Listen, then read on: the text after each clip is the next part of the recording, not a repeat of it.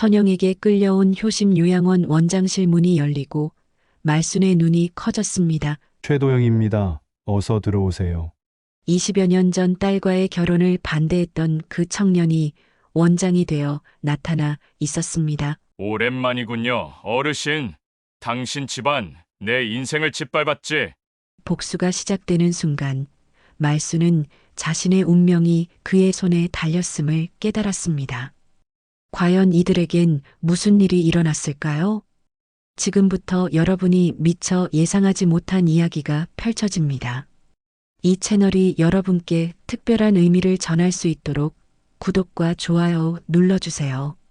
아침 햇살이 좁은 창문 사이로 비집고 들어와 낡은 벽지 위에 가늘게 줄을 그었습니다.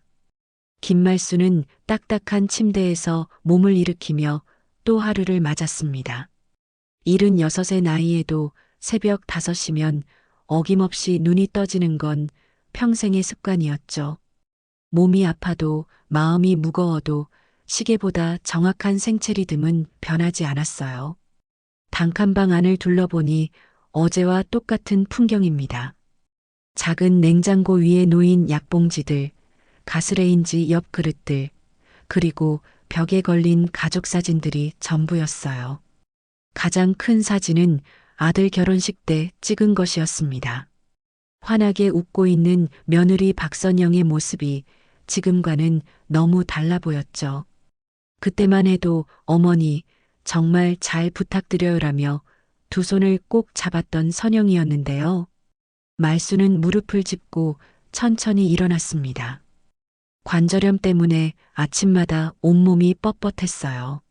아이고, 이 늙은 몸이. 혼잣말을 하며 냉장고를 열어봤습니다. 김치 한 통, 멸치볶음 반찬통 하나, 그리고 며칠 전 선영이 사다 준 우유 한 팩이 덩그러니 있었습니다. 냉장고 문에 붙어 있는 민준이 그림이 눈에 들어왔어요. 할머니와 손잡고 있는 그림이었는데 벌써 1년 전에 그려준 것이었죠. 오늘도 혼자 먹는 밥이구나. 중얼거리며 밥을 짓기 시작했습니다.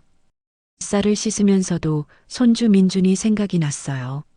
초등학교 3학년이 된 민준이는 요즘 학원에 바빠서 할머니를 볼 시간이 없다고 했거든요. 선영이 말로는 그렇지만 사실은 자신을 멀리하려는 게 아닐까 싶었습니다. 밥이 끓는 동안 말수는 작은 테이블에 앉아 약을 정리했어요.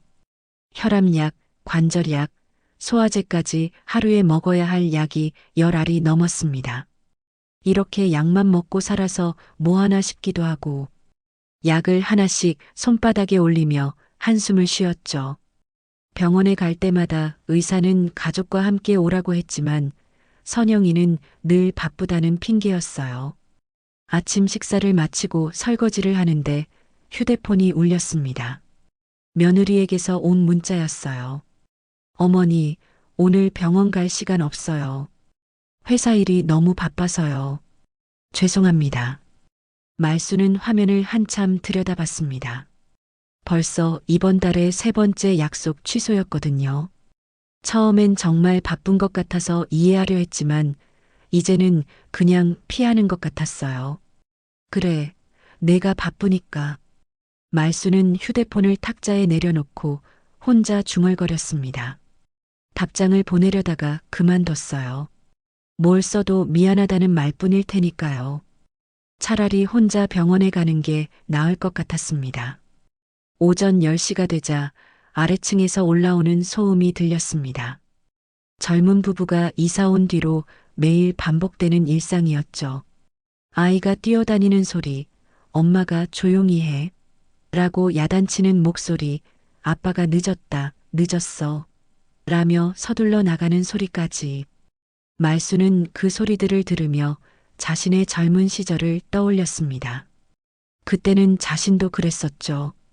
아들을 키우느라 정신없고 남편 뒷바라지에 집안일까지 떠맡아서 하루하루가 전쟁 같았어요. 지금 생각해보면 그때가 가장 행복했던 것 같았습니다. 바쁘긴 했지만 가족이 모두 한 집에 있었고 웃음소리가 끊이지 않았거든요. 점심시간이 다가와서 라면을 끓여 먹었습니다. 혼자 먹는 식사는 늘 허전했어요. 예전엔 식구가 많아서 밥상이 북적거렸는데 이제는 작은 그릇 하나면 충분했죠. 텔레비전을 켜니 오전 드라마가 나오고 있었어요. 시어머니와 며느리가 갈등하는 장면이었습니다. 참 우리 집과는 정반대네. 말수는 쓴웃음을 지었어요. 드라마 속 시어머니는 며느리 일에 이것저것 간섭하고 며느리는 그런 시어머니를 부담스러워했거든요. 하지만 자신은 오히려 며느리가 멀리했으니까요. 간섭할 기회조차 주지 않았어요. 오후가 되니 졸음이 밀려왔습니다. 나이가 들수록 체력이 약해져서 낮잠 없이는 하루가 힘들었어요. 말수는 소파에 몸을 맡기고 눈을 감았습니다. 꿈속에서는 어린 민준이가 자신의 무릎에 앉아 있었어요. 할머니, 옛날 이야기 해주세요. 민준이의 맑은 목소리가 들렸죠. 꿈에서 깨어나니 벌써 오후 4시였습니다. 창밖으로 학교에서 돌아오는 아이들의 제잘거리는 소리가 들렸어요. 말수는 창가로 가서 아래를 내려다봤습니다. 엄마 손을 잡고 걸어가는 아이, 친구들과 장난치며 뛰어가는 아이들을 보니 민준이가 떠올랐어요. 우리 손주는 지금 뭘 하고 있을까 싶어서요. 저녁 시간이 되어 냉장고를 다시 열어봤지만 딱히 해먹을 게 없었습니다. 장을 봐야 했지만 무거운 장보기가 갈수록 힘들어졌어요. 계단을 오르내리는 것도 무거운 물건을 들고 다니는 것도 이제는 버거웠죠. 결국 근처 편의점에서 도시락 하나를 사왔습니다. 편의점 사장이 할머니, 오늘도 오셨네요 라고 인사했어요. 이제는 단골이 되어버렸죠. 집에서 해먹는 것보다 사먹는 게 더 편하긴 했지만 왠지 쓸쓸했어요. 예전엔 손수 반찬을 만들어서 가족들과 함께 먹었는데 이제는 그럴 이유도 기운도 없었거든요. 밤이 되자 말수는 침대에 누워 천장을 바라봤습니다. 며느리 눈치 보며 사는 것도 지친다. 속으로 중얼거렸어요. 전화 한 통 걸기도 미안하고 손주 보고 싶다는 말 한마디 하기도 조심스러웠거든요. 선영이 바쁘다는 걸 모르는 건 아니지만 그래도 가끔은 안부라도 물어봐주면 좋겠다는 마음이 굴뚝 같았습니다. 창밖으로 보이는 가로등 불빛을 보며 말수는 오늘 하루도 보냈습니다. 겉으로 보기엔 평온한 일상이었지만 마음속엔 외로움과 서운함이 차곡차곡 쌓여가고 있었어요. 가족이 있어도 혼자라는 느낌, 사랑하는 사람들로부터 멀어져 간다는 불안감이 말순의 밤을 지배하고 있었습니다. 며칠이 지난 어느 목요일 오전, 말순은 평소와 다름없이 아침 약을 먹고 있었습니다. 혈압약을 입에 넣으려는데 휴대폰이 울렸어요. 며느리 선영에게서 온 전화였습니다. 요즘 문자로만 연락하던 선영이 직접 전화를 걸어온 건 한 달 만이었죠. 어머니, 안녕하세요. 선영의 목소리는 평소보다 밝았습니다. 뭔가 좋은 일이라도 있는 것처럼 들렸어요. 말수는 반가운 마음에 응, 선영아. 무슨 일이야? 라고 물었습니다. 어머니, 오늘 시간 되세요? 병원 진료 받으러 모시고 가려고요. 말수는 깜짝 놀랐어요. 그동안 바쁘다며 병원 가기를 미뤄왔던 선영이 갑자기 이런 제안을 하다니요. 정말 내가 시간이 되겠어? 네, 오늘은 특별히 시간을 냈어요. 1시간 후에 모시러 갈게요.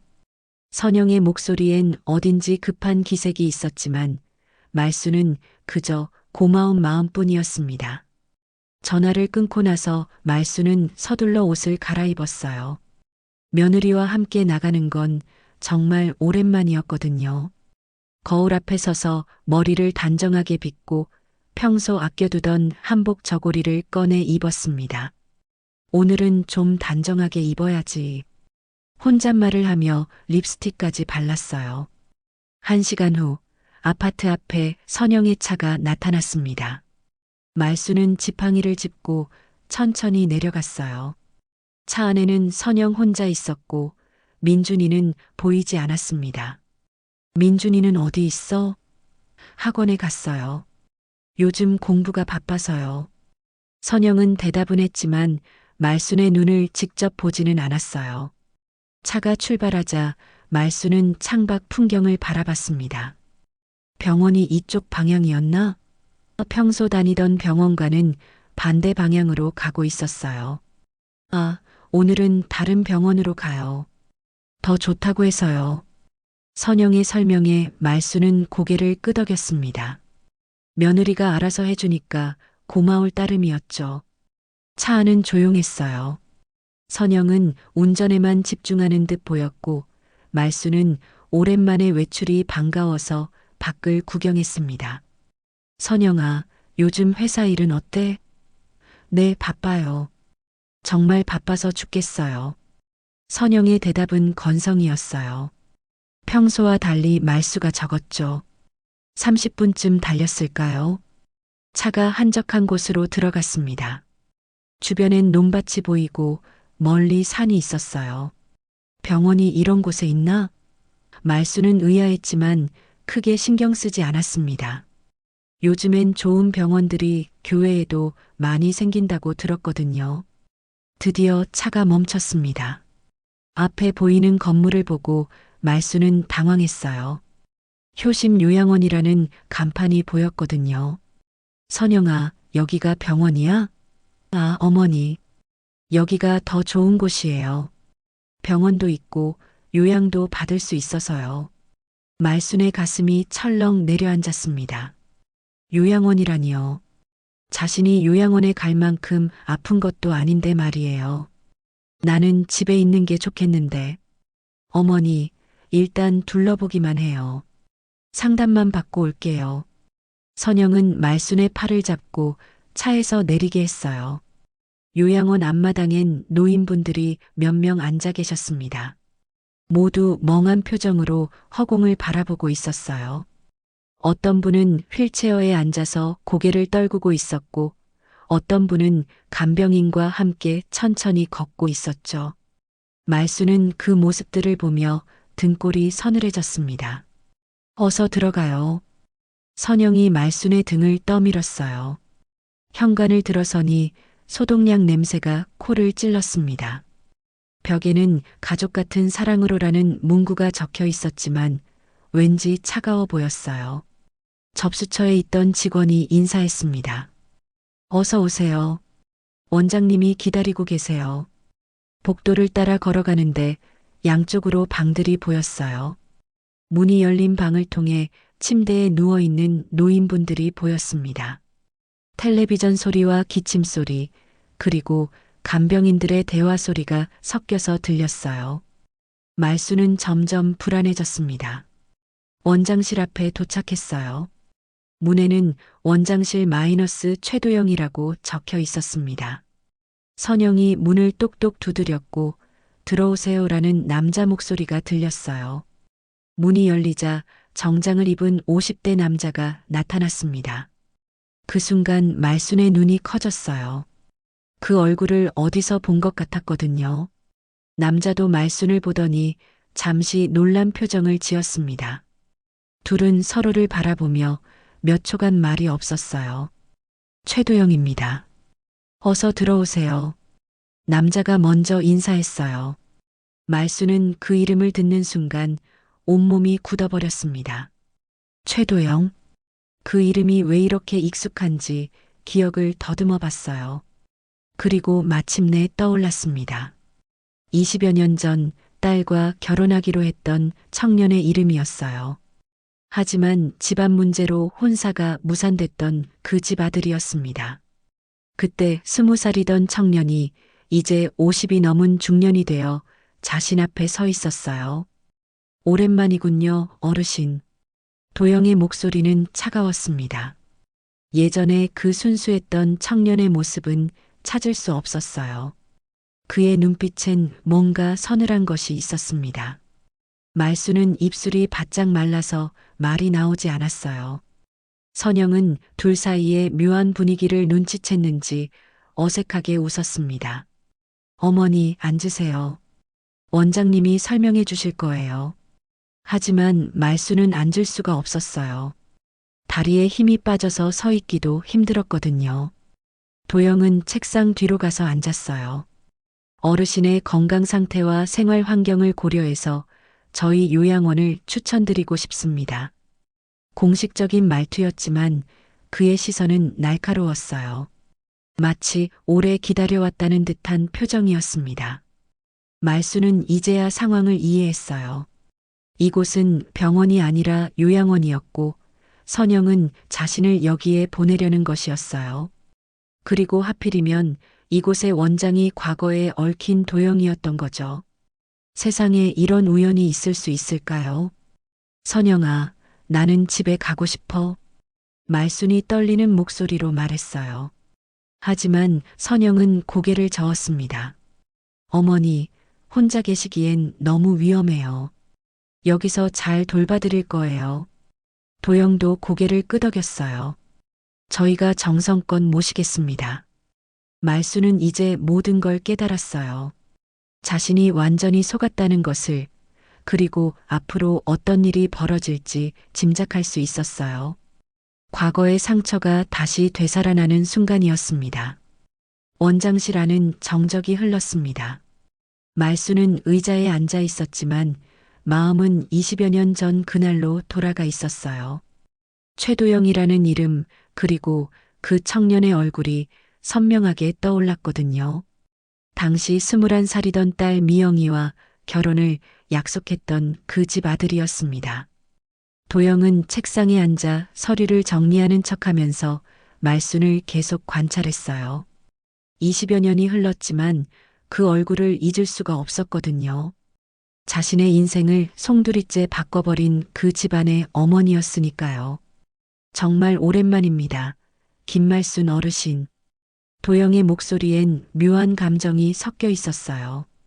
선영은 둘 사이의 분위기가 심상치 않다는 걸 느꼈습니다. 어머니, 원장님을 아세요? 말순은 입술을 꾹 다물고 있었고 도영은 차가운 미소를 지었어요. 예전에 인연이 있었던 분입니다. 아주 깊은 인연이죠. 그렇다면 더 잘 부탁드리겠습니다. 선영은 안도의 표정을 지었어요. 서로 아는 사이라면 어머니를 더 잘 돌봐줄 거라고 생각했거든요. 하지만 말순의 표정은 점점 어두워졌습니다. 이 상황이 단순한 우연이 아닐 수도 있다는 생각이 들었어요.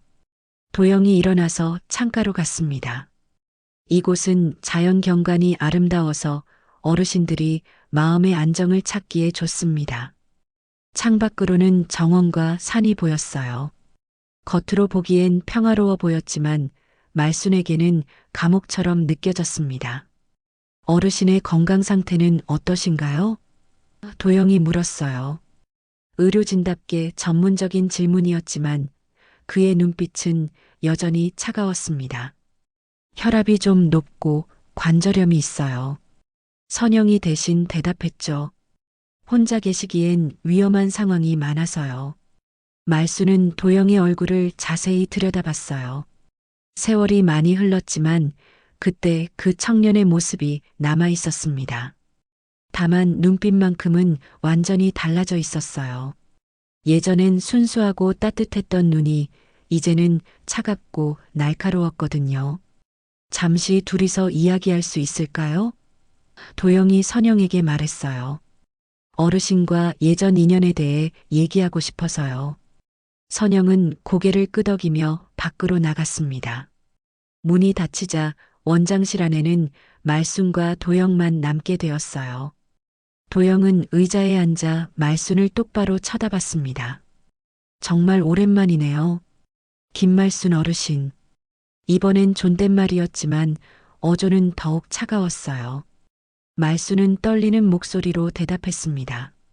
도영아, 내가 이곳 원장이구나. 네, 그렇습니다. 의외죠? 도영이 쓴웃음을 지었어요.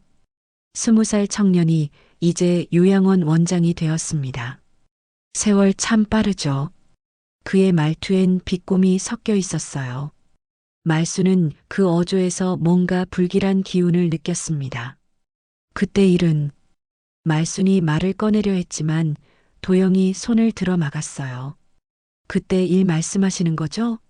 저희 집안이 어르신 댁보다 못하다고 하시면서 혼사를 깨신 그 일 말입니까?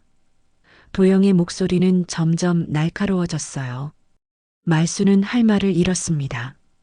그때의 기억이 생생히 되살아났거든요.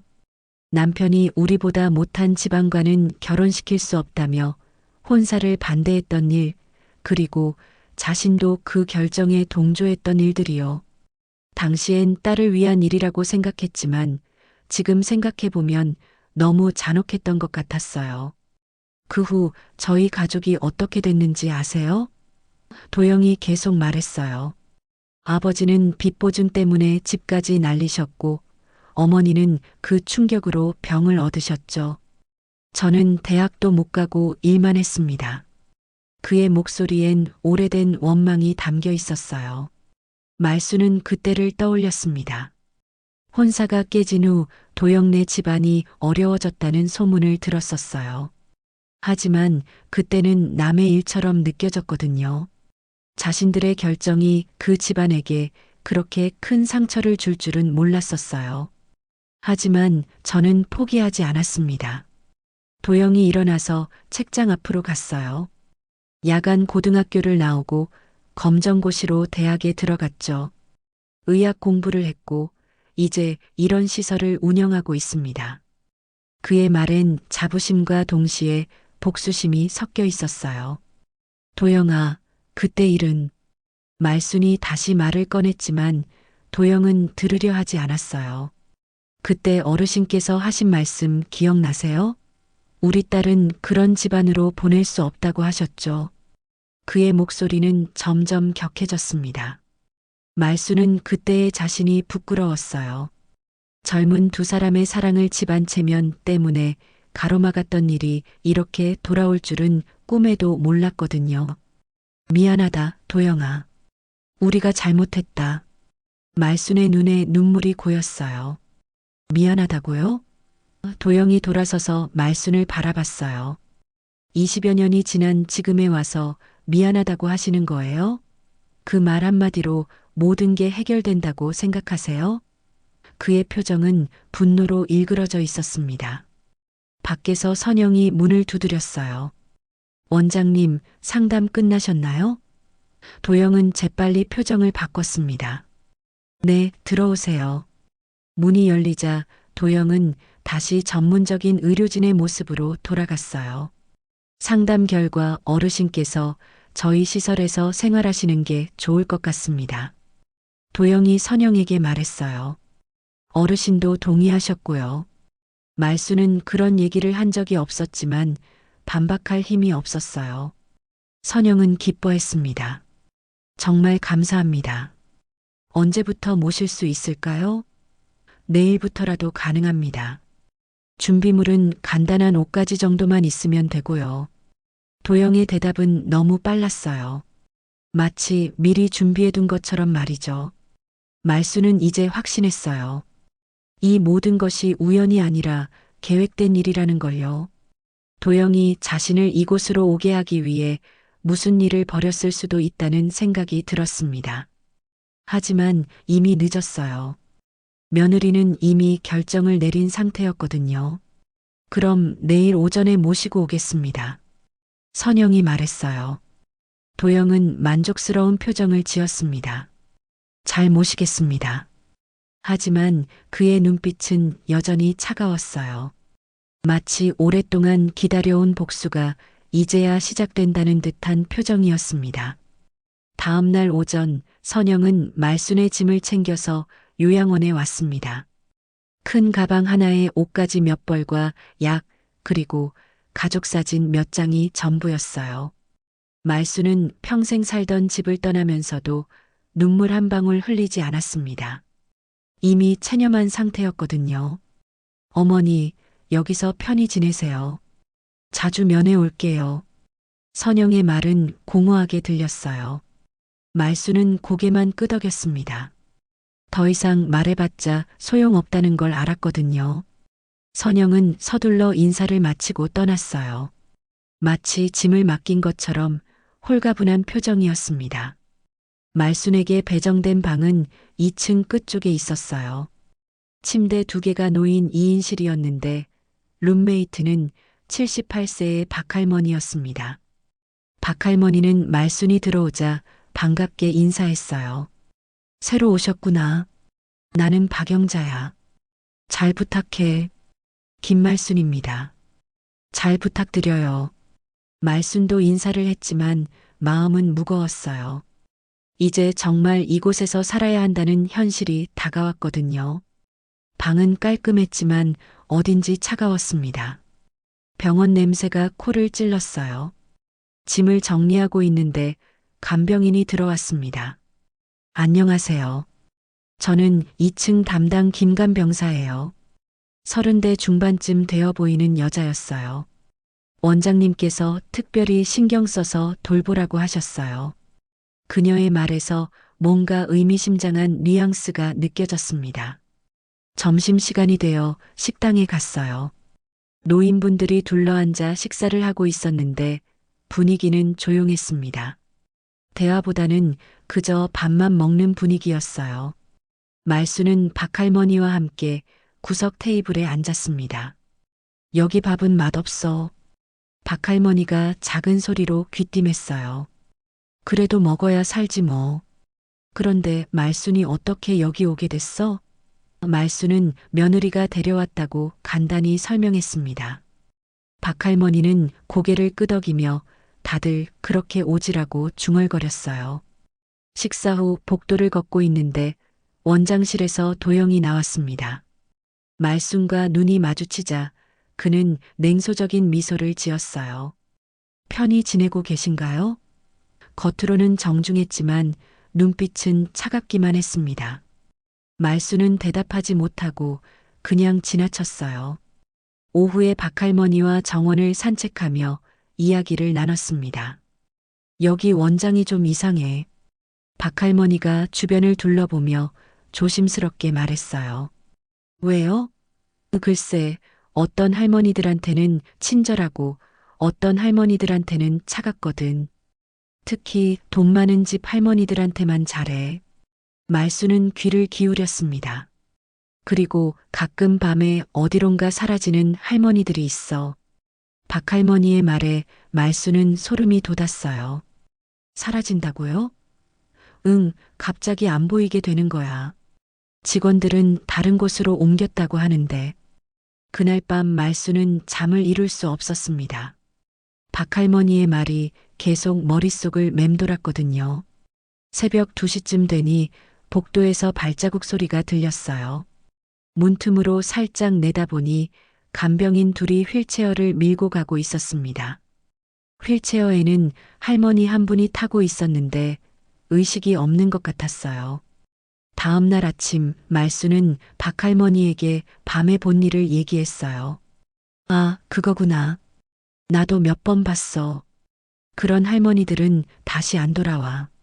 박할머니의 말에 말순은 더욱 불안해졌습니다.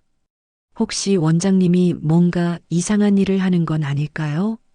그럴지도 몰라. 이 원장, 옛날에 사돈 집안 망신당했다고 늘 일을 갈았다더라고. 박할머니가 더 충격적인 얘기를 했어요. 예전에 여기 있던 최할머니가 그러는데 원장이 복수심에 사로잡힌 사람이래. 지금도 그 안으로 사는 사람이라고 했어. 말순의 얼굴이 하얗게 질렸습니다. 자신이 바로 그 사돈 집안이라는 걸 깨달았거든요. 도영이 복수를 위해 자신을 이곳으로 끌어들인 게 분명했어요. 하지만 어떻게 며느리를 움직인 건지는 알 수 없었습니다. 점심 후 도영이 말순을 원장실로 불렀습니다. 좀 이야기할 게 있어서요. 말순은 떨리는 다리로 원장실에 갔어요. 도영은 책상에 앉아 서류를 보고 있었습니다. 앉으세요. 적응은 어떠세요? 도영이 물었어요. 하지만 그의 표정에는 전혀 걱정하는 기색이 없었습니다. 그저 그래요. 말순이 대답했죠.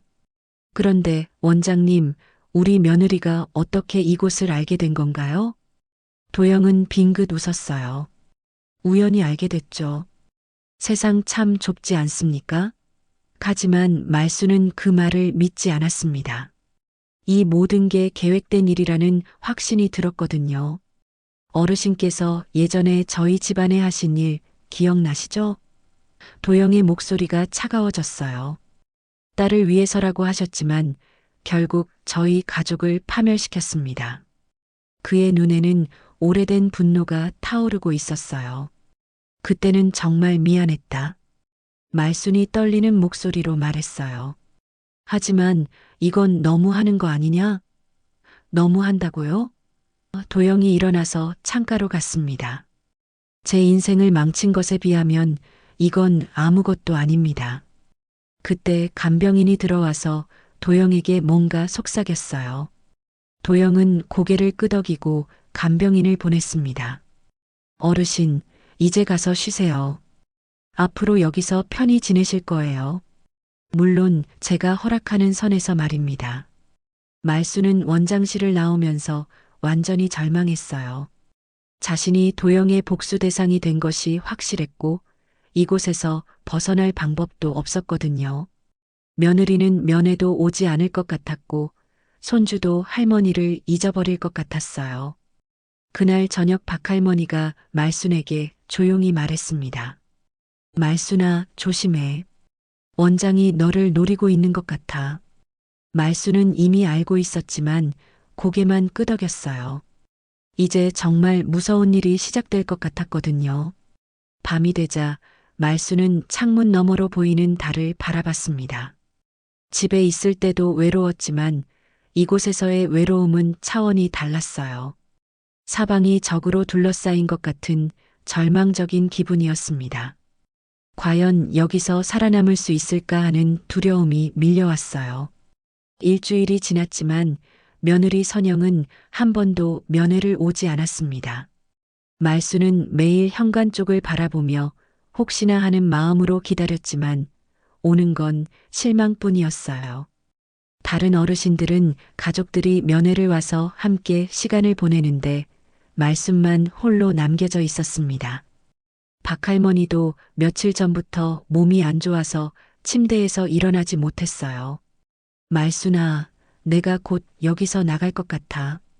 박할머니가 힘없는 목소리로 말했습니다. 무슨 소리예요? 곧 나아질 거예요.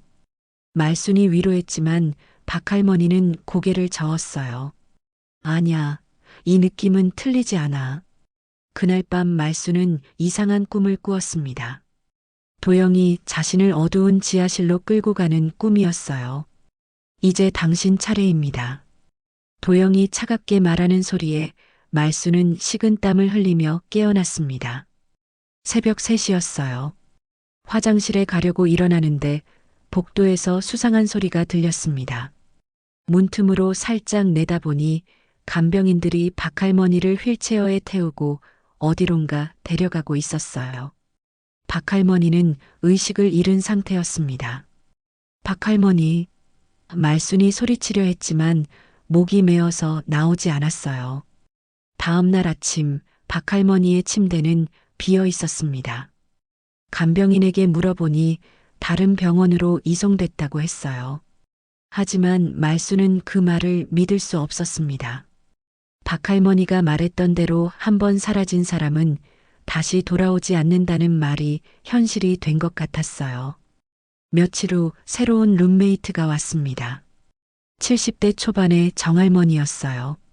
하지만 정할머니는 치매가 심해서 대화가 불가능했습니다. 말수는 이제 완전히 혼자가 된 기분이었어요. 대화할 사람도 마음을 털어놓을 사람도 없었거든요. 어느 날 오후 도영이 직접 말순을 찾아왔습니다. 산책이나 하실까요? 겉으로는 친절해 보였지만 말수는 거부할 수 없었어요. 함께 정원으로 나갔는데 다른 사람들은 보이지 않았습니다. 도영이 의도적으로 사람이 없는 시간을 택한 것 같았어요. 어르신, 이곳 생활이 어떠세요? 도영이 물었습니다. 그저 그래요. 말순이 짧게 대답했죠. 며느리분은 면회를 안 오시네요. 섭섭하지 않으세요? 도영의 말에 말순의 가슴이 아팠어요. 사실 매일 기다리고 있었거든요. 사람은 버려지면 끝입니다. 도영이 차갑게 말했어요. 저도 그랬거든요. 어르신 집안에게 버려졌죠. 그의 목소리에는 오래된 원한이 배어 있었습니다. 도영아, 정말 미안하다. 그때 우리가 잘못했어. 미안하다고요? 도영이 걸음을 멈추고 말순을 바라봤어요. 그 말로 제 아버지가 돌아오시나요? 어머니가 살아나시나요? 그의 눈에는 눈물이 맺혀 있었습니다. 분노와 슬픔이 뒤섞인 복잡한 감정이었어요. 말수는 그제야 알았습니다. 도영의 부모님이 돌아가셨다는 걸요. 혼사가 무산된 후 집안이 망하면서 겪었을 고통들을 생각하니 마음이 무거워졌어요. 부모님이 돌아가셨구나. 네, 둘 다 병으로 돌아가셨습니다. 제가 의사가 된 이유도 그 때문이에요. 하지만 어르신은 아직 가족이 있잖아요. 도영이 다시 걷기 시작했어요. 며느리도 있고 손주도 있고 저는 이제 혼자예요.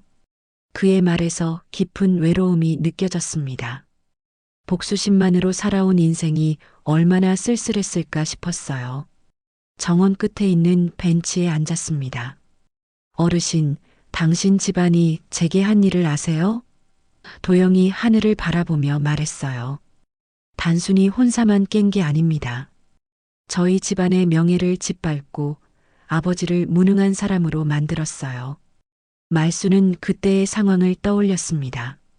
남편이 그런 집안과는 인연을 맺을 수 없다며 주변 사람들에게 소문을 퍼뜨렸던 일들을요. 당시엔 그게 그렇게 큰 상처가 될 줄 몰랐었어요. 정말 미안하다, 도영아. 이제 와서 미안하다고 해서 뭐가 달라집니까? 도영이 일어났어요. 당신도 이제 버려짐이 뭔지 알게 될 겁니다. 그의 말이 무섭게 들렸지만 말수는 반박할 힘이 없었어요. 그날 저녁부터 말순의 대우가 달라졌습니다. 식사 시간에는 차가운 음식이 나왔고 간병인들은 말순을 대놓고 무시했어요. 할머니, 원장님 지시로 특별관리 들어갑니다. 간병사가 냉정하게 말했습니다. 며칠 후 말순은 일반 병실에서 격리실로 옮겨졌습니다. 몸이 안 좋으시니까 조용한 곳에서 쉬세요. 간병인의 설명이었지만 말순은 알았어요. 이게 도영의 복수라는 걸요. 격리실은 창문도 없고 문도 밖에서만 열 수 있었습니다. 혼자 남겨진 격리실에서 말순은 절망했습니다. 차가운 침대 위에 누워 천장만 바라볼 뿐이었어요. 식사도 하루에 한 번만 가져다 주었고 그마저도 찬밥에 김치 몇 쪽이 전부였습니다. 며느리에게 전화를 걸어봤지만 받지 않았어요. 몇 번을 시도한 끝에 겨우 연결됐습니다. 어머니, 왜 이렇게 자주 전화하세요? 선영의 목소리는 짜증이 섞여 있었어요. 선영아, 나 여기서 나가고 싶어. 어머니, 저도 힘들어요. 어머니 좀 이해해 주세요. 선영은 말순의 사정을 들으려 하지 않았어요. 거기서 편히 지내시면 안 돼요? 집에 계실 때보다 낫잖아요. 전화는 일방적으로 끊어졌습니다. 말순은 휴대폰을 내려놓고 울었어요. 세상에 완전히 버려진 기분이었거든요. 가족도 친구도 아무도 자신을 찾지 않았어요. 도영의 말이 맞았습니다. 버려지면 정말 끝이었어요. 그날 밤 말순은 오래된 수첩을 꺼내 들었습니다. 남편이 살아있을 때 적어뒀던 일기장이었어요. 그 속에는 도영과의 혼사에 관한 진실이 적혀 있었습니다. 사실은 도영 집안이 혼사를 포기한 게 아니라 자신들이 일방적으로 거절한 거였어요. 수첩을 읽으면서 말순은 깨달았습니다. 도영에게 진실을 말해야겠다고요. 자신들의 잘못을 제대로 사과해야겠다고 마음먹었어요. 비록 늦었지만 말이죠. 격리실에서 사흘째 밤이었습니다. 말순은 오래된 수첩을 품에 안고 뜬 눈으로 밤을 보냈어요. 형광등 하나만 깜빡거리는 방에서 과거의 기억들이 파도처럼 밀려왔습니다. 20여 년 전 그날의 진실을 하나씩 되짚어가며 말이에요. 수첩 속에 적힌 남편의 글씨가 희미하게 보였습니다. 도영이네 집안이 우리보다 못하다. 딸을 그런 곳으로 보낼 수는 없다. 당시 남편의 오만한 생각이 그대로 적혀 있었어요. 그리고 그 밑에는 더 충격적인 내용이 있었습니다. 최도영 아버지가 빚보증을 섰다는 소문을 퍼뜨렸다. 이제 저들이 먼저 혼사를 포기할 것이다. 말수는 그 글을 읽으며 온몸이 떨렸어요. 남편이 거짓 소문까지 만들어서 도영네 집안을 궁지로 몰아넣었던 것이었습니다. 기억이 되살아났어요. 그때 동네에서 최 씨 집안이 빚보증으로 망했다는 소문이 돌았었거든요. 말수는 그 소문이 사실인 줄 알았는데 알고 보니 남편이 만들어낸 거짓말이었던 거죠. 도영의 아버지는 성실한 분이었는데 말이에요. 우리가 그 집안을 망쳤구나. 말수는 손으로 얼굴을 가렸어요. 혼사를 막는 것도 모자라서 명예까지 짓밟았던 것이었습니다. 도영이 왜 그렇게 원망하는지 이제야 완전히 이해할 수 있었어요. 수첩의 다음 페이지에는 더욱 가슴 아픈 내용이 적혀 있었습니다. 최도영 어머니가 충격으로 쓰러졌다고 한다. 하지만 우리 딸 미영이를 위해서는 어쩔 수 없는 일이었다. 남편은 그때도 자신의 행동이 옳다고 생각했던 거예요. 말수는 눈물을 흘렸습니다. 도영의 어머니가 그 일로 병을 얻어 돌아가셨다는 얘기를 들었을 때도 남의 일처럼 여겼던 자신이 부끄러웠어요. 한 젊은이의 인생과 가족을 송두리째 망가뜨린 것이었거든요. 새벽이 되자 말수는 결심했습니다. 도영에게 모든 진실을 털어놓겠다고요. 비록 20여 년이나 늦었지만 제대로 된 사과를 하겠다고 마음먹었어요. 그것이 도영에게 할 수 있는 마지막 일이라고 생각했습니다. 아침이 되어 간병인이 식사를 가져왔어요. 원장님께서 오늘 상담하자고 하셨어요. 간병인의 말에 말수는 고개를 끄덕였습니다. 마침 잘 됐다 싶었어요. 도영에게 꼭 해야 할 말이 있었거든요. 오전 10시에 말수는 원장실로 갔습니다. 수첩을 품에 꼭 안고 말이에요. 도영은 책상에 앉아 서류를 보고 있었어요. 앉으세요. 그의 목소리는 여전히 차가웠습니다. 어떠세요? 특별실 생활이? 도영아. 말순이 떨리는 목소리로 말을 꺼냈어요. 내가 너한테 할 말이 있다. 도영은 서류에서 눈을 떼지 않았습니다. 무슨 말씀이세요? 진실을 말하고 싶어. 도영이 고개를 들었어요. 진실이라니요? 그때 혼사 이야기 말이야. 사실은 말수는 수첩을 꺼내 들었습니다. 이걸 읽어봐. 도영은 의아한 표정으로 수첩을 받아들었어요. 수첩을 읽는 도영의 표정이 점점 굳어졌습니다. 남편이 적어놓은 내용들을 하나씩 확인하면서 그의 얼굴은 창백해져 갔어요. 이게 정말인가요? 그래, 다 사실이야. 우리가 너희 집안의 한 일들이야. 빚보증 얘기도 거짓말이었다는 거군요. 도영의 목소리가 떨렸어요.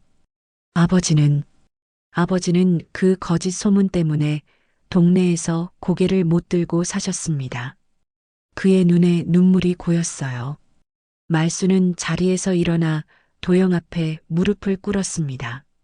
도영아, 정말 미안하다. 우리가 너무 잘못했다. 76 노인이 50대 남자 앞에서 무릎을 꿇는 모습이었어요. 내 부모님께도 미안하고 너한테도 미안하다. 도영은 당황했어요. 그동안 복수만 생각했는데 막상 말순이 이렇게 진심으로 사과하니까 어떻게 반응해야 할지 모르겠더라고요. 어르신, 일어나세요. 아니야, 무릎 꿇고 사과해야 할 일이야. 저는 평생 복수만 생각하고 살았습니다. 도영이 떨리는 목소리로 말했어요. 어르신 가족을 고통스럽게 만들어서 제한을 풀려고 했어요. 그의 얼굴에는 복잡한 감정이 교차하고 있었습니다. 말순이 천천히 일어났어요. 나를 어떻게 하든 상관없어. 하지만 이제라도 진실을 알아줬으면 좋겠다. 내가 아무 잘못 없었다는 것도 말이야. 도영은 대답하지 못했어요. 20여 년 동안 품어온 분노가 허무하게 느껴졌거든요. 그때 문이 열리며 며느리 선영이 들어왔습니다. 뜻밖의 등장이었어요. 하지만 선영의 표정은 어딘가 이상했습니다. 평소와 달리 차가운 미소를 짓고 있었거든요. 손에는 돈 봉투를 들고 있었어요. 원장님, 수고 많으셨어요. 선영이 돈 봉투를 도영에게 내밀었습니다. 약속대로 여기 있어요. 말수는 무슨 일인지 이해할 수 없었어요. 선영과 도영 사이에 무슨 거래가 있었던 건가요? 이 어른 오래 안 버티실 테니 알아서 해주세요. 선영의 말에 말수는 충격을 받았어요. 며느리가 자신의 죽음을 바라고 있다는 뜻이었거든요. 선영아, 무슨 말이야? 하지만 선영은 말순을 쳐다보지도 않았어요. 도영도 놀란 표정이었어요. 이건 우리가 약속한 게 아닙니다. 원장님이 그 집안한테 복수하고 싶어 하신다고 들었어요. 서로 도움이 되는 일 아닌가요?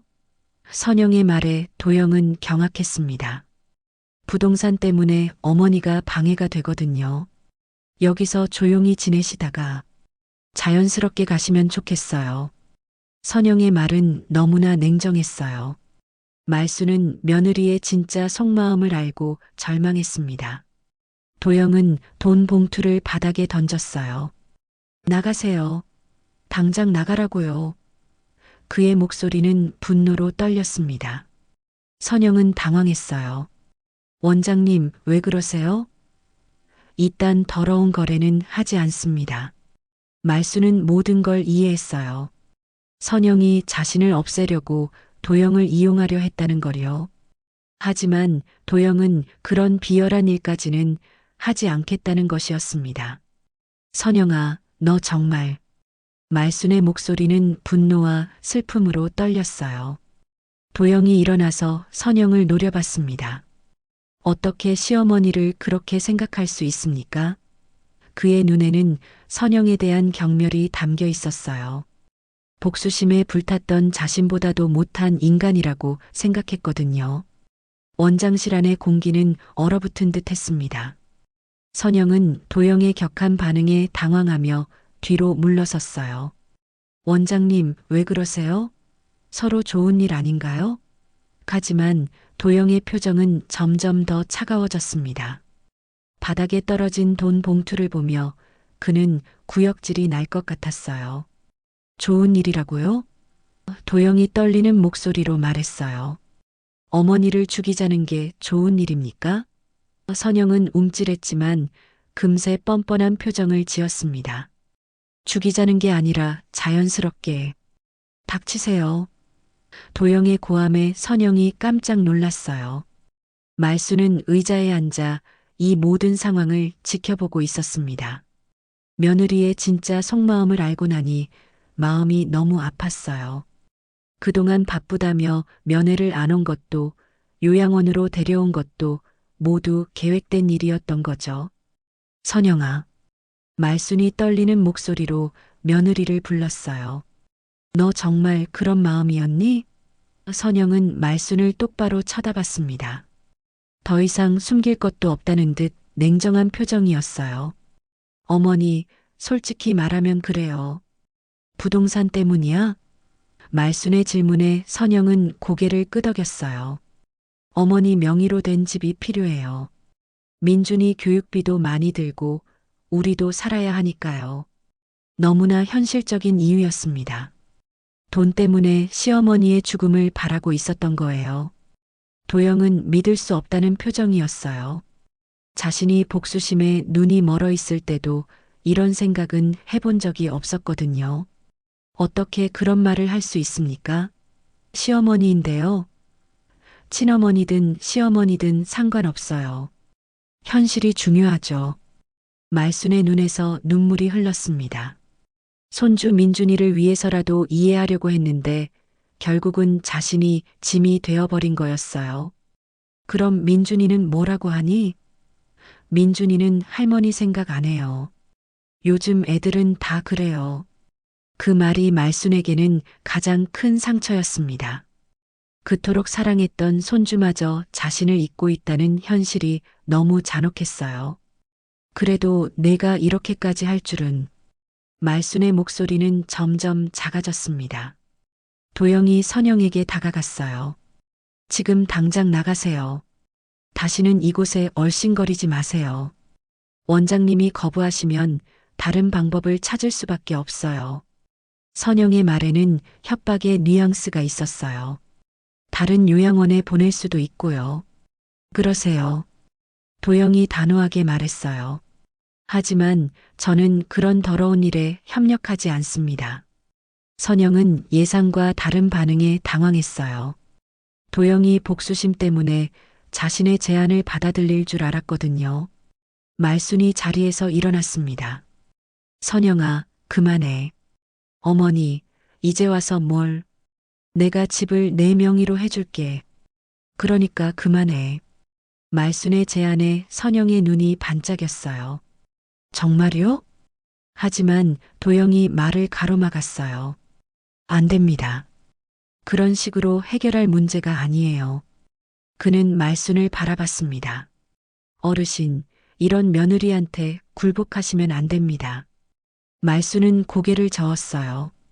괜찮아, 도영아.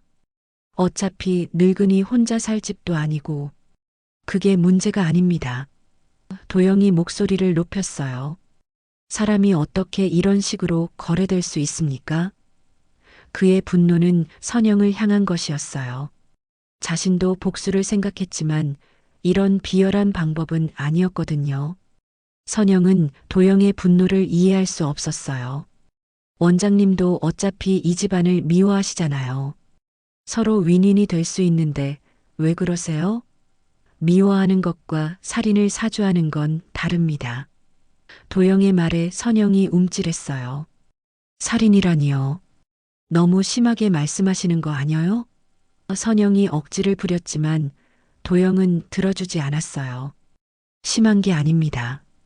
당신이 하려는 게 바로 그거예요. 도영은 전화기를 들었어요. 지금 당장 나가세요. 안 그러면 경찰을 부르겠습니다. 선영은 더 이상 버틸 수 없다는 걸 깨달았어요. 알겠어요. 하지만 어머니, 기억해 두세요.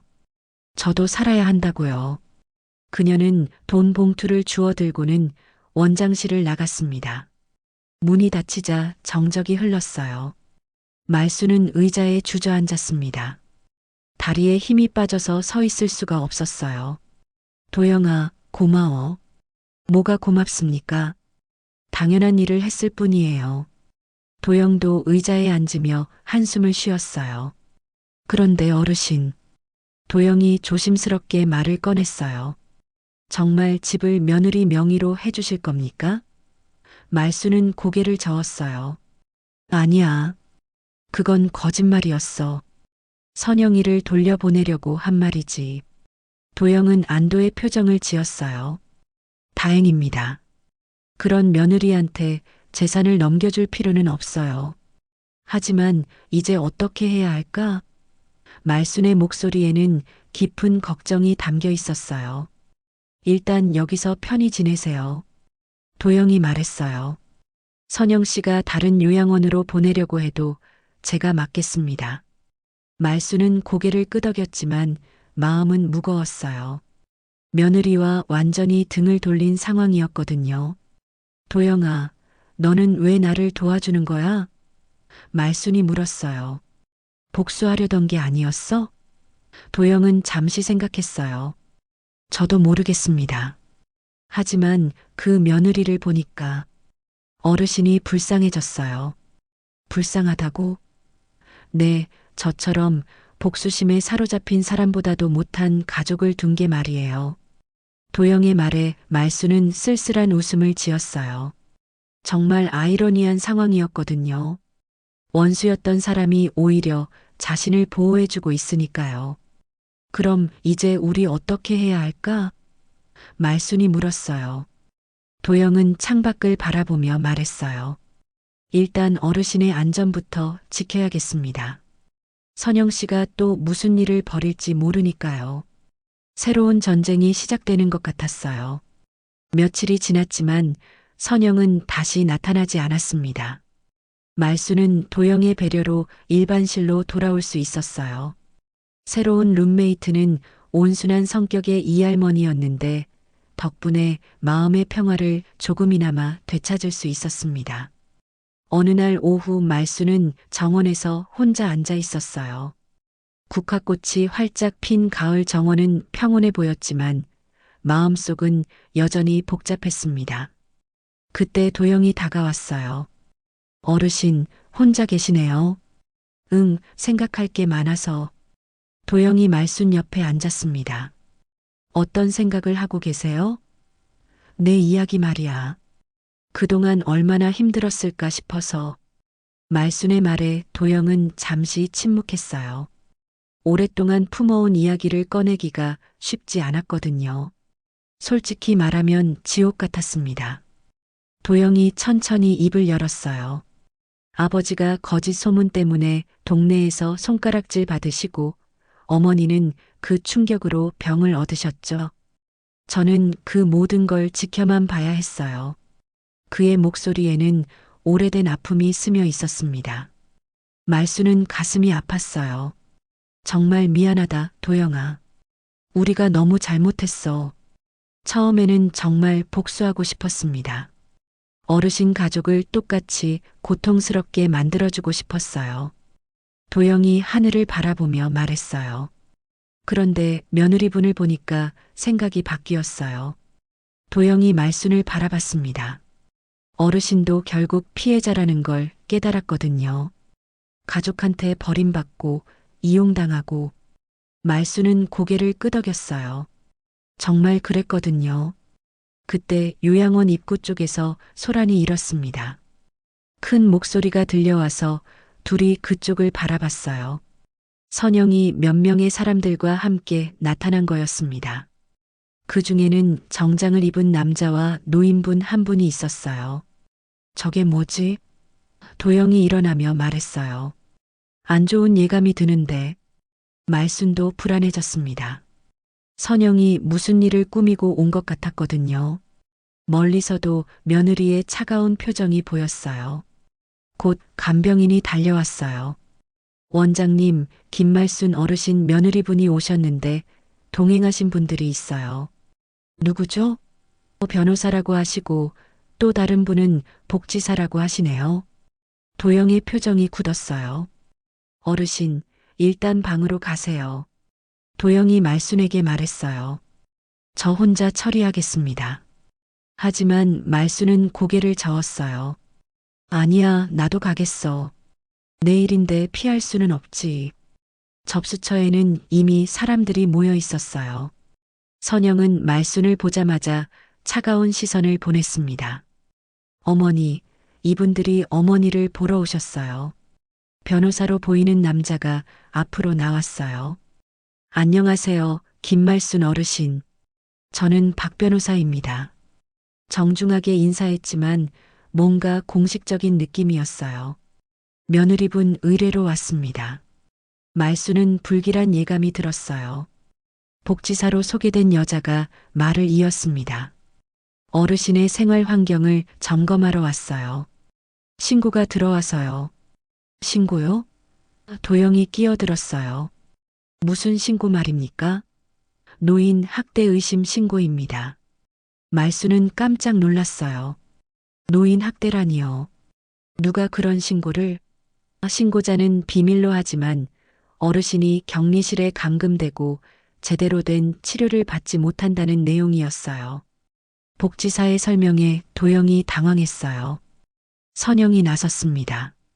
어머니가 이곳에서 많이 힘들어 하셨어요. 제대로 된 돌봄을 받지 못하고 있다고 하시더라고요. 거짓말이었지만 너무나 그럴듯했어요. 변호사가 서류를 꺼냈어요. 어르신을 더 좋은 시설로 옮기려고 합니다. 가족으로서 당연한 의무죠. 말수는 이제 선영의 의도를 알았어요. 도영이 협력하지 않으니까 다른 방법을 쓰는 거였어요. 저는 여기가 좋습니다. 말순이 분명하게 말했어요. 다른 곳으로 가고 싶지 않아요. 하지만 변호사는 고개를 저었어요. 어르신께서 제대로 된 판단을 하실 수 있는 상태인지 의심스럽습니다. 복지사가 도영에게 질문했어요. 정말 격리실에 감금한 적이 있나요? 도영은 대답하기 곤란했어요. 사실이었거든요. 그건 상황이 있었습니다. 어떤 상황이든 노인을 격리시키는 건 문제가 될 수 있어요. 선영이 기다렸다는 듯이 말했어요. 보세요, 인정하잖아요. 어머니가 얼마나 고생하셨겠어요. 말수는 화가 났어요. 선영아, 내가 뭘 하는 거야? 어머니 걱정해서 그러는 거예요. 변호사가 최후 통첩을 했어요. 어르신을 다른 시설로 옮기겠습니다. 가족의 권한으로요. 도영이 반대했어요. 본인이 거부하는데 강제로 옮길 수는 없습니다. 법적으로는 가능합니다. 특히 학대 의심 상황에서는요. 말수는 이 모든 상황이 부당하다고 느꼈어요. 도영이 자신을 보호해 주려 했는데 오히려 그것 때문에 공경에 빠진 거였거든요. 잠깐만요. 말순이 큰 소리로 말했어요. 모든 사람들이 말순을 바라봤습니다. 내가 직접 말하겠어요. 말순은 선영을 똑바로 쳐다봤어요. 이 아이가 며칠 전에 여기 와서 뭐라고 했는지 아세요? 선영의 얼굴이 하얗게 질렸어요. 원장님한테 돈을 주면서 나를 빨리 죽게 해달라고 했어요. 말순의 폭로에 모든 사람들이 놀랐어요. 부동산 때문에 시어머니가 빨리 죽기를 바란다고 했다고요. 선영이 부인하려 했지만 말순은 멈추지 않았어요.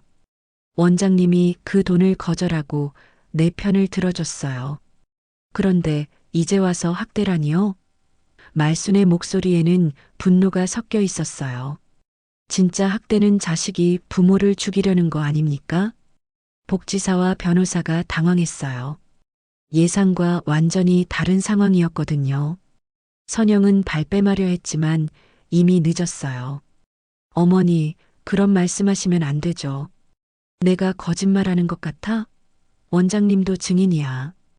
도영이 나섰어요. 정말 그런 일이 있었습니다. 며느리분이 돈을 주며 어르신을 해치자고 제안했어요. 복지사가 선영을 의심하는 눈빛으로 바라봤어요. 상황이 역전됐어요. 피해자인 척했던 선영이 오히려 의심을 받게 된 거였죠. 변호사도 난처한 표정이었어요. 이런 내용은 처음 듣는데요.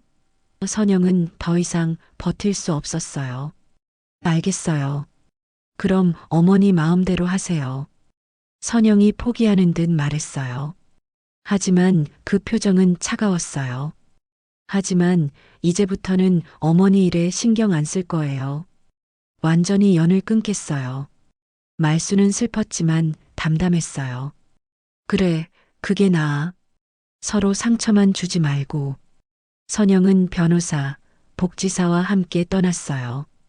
이제 정말 혼자가 된 기분이었지만 한편으로는 홀가분했습니다.